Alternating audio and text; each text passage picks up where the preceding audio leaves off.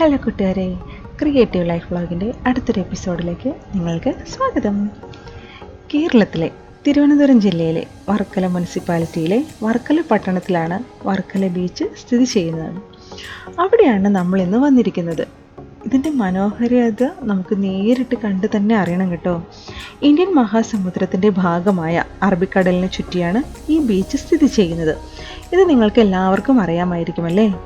അറബിക്കടലിനോട് ചേർന്ന് പാറക്കെട്ടുകൾ കാണപ്പെടുന്ന തെക്കൻ കേരളത്തിലെ ഏക സ്ഥലം വർക്കല ബീച്ച് തന്നെയാണ്.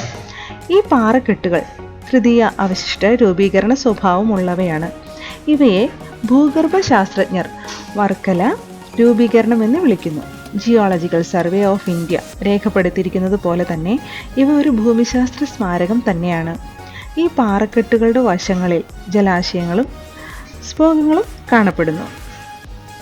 അതുപോലെ തന്നെ ഇതിനടുത്തുള്ള ആകർഷണീയതകൾ എന്തൊക്കെയാണെന്ന് നിങ്ങൾക്കറിയണ്ടേ? ബീച്ചിനടുത്താണ് ജനാർദ്ദന സ്വാമി ക്ഷേത്രം സ്ഥിതി ചെയ്യുന്നത്. വർഷത്തിൽ 2 തവണ നടക്കുന്ന ആറാട്ട് എന്നറിയപ്പെടുന്ന 10 ദിവസത്തെ ഉത്സവത്താണ് ഇവിടെ ഉള്ളത്. അതേപോലെ ശിവഗിരി കുന്നിൻ മുകളിൽ സ്ഥിതി ചെയ്യുന്ന ശിവഗിരി മഠമാണ് മറ്റൊരു ആകർഷണം. വർക്കല ശിവഗിരി റെയിൽവേ സ്റ്റേഷനിൽ ട്രെയിൻ സർവീസുകൾ നിങ്ങൾക്ക് ലഭ്യമാണ്. തിരുവനന്തപുരത്തുനിന്നും എറണാകുളത്തുനിന്നും വരുന്നവർക്ക് നമുക്ക് വർക്കല സ്റ്റോപ്പുണ്ട്. അവിടെ ഇറങ്ങി കുറച്ച് ദൂരത്തിനുള്ളിൽ തന്നെ ബീച്ചിലെത്താവുന്നതാണ്. ഒരുപാട് റിസോർട്ടുകളും ഹോട്ടലുകളും എല്ലാം ഇവിടെ അവൈലബിൾ ആണ്. വർക്കല ബീച്ചിൽ ബോട്ട് സവാരി, അതുപോലെ പാരാസെയിലിംഗ്, ജെട്ടിംഗ്, കുതിരസവാരി തുടങ്ങിയ സാഹസിക വിനോദങ്ങൾക്കും ഒരുപാട് അവസരങ്ങളുണ്ട്. റെസ്റ്റോറൻറ്റുകളും കഫേകളും ഇവിടെ ധാരാളമായി ഉണ്ട്. ഒന്ന് മാത്രം കിട്ടില്ല, എന്താണ്? മദ്യം. അത് മാത്രം കിട്ടാൻ ഇത്തിരി ബുദ്ധിമുട്ട് തന്നെയാണ് കേട്ടോ. അതുപോലെ തന്നെ നമ്മുടെ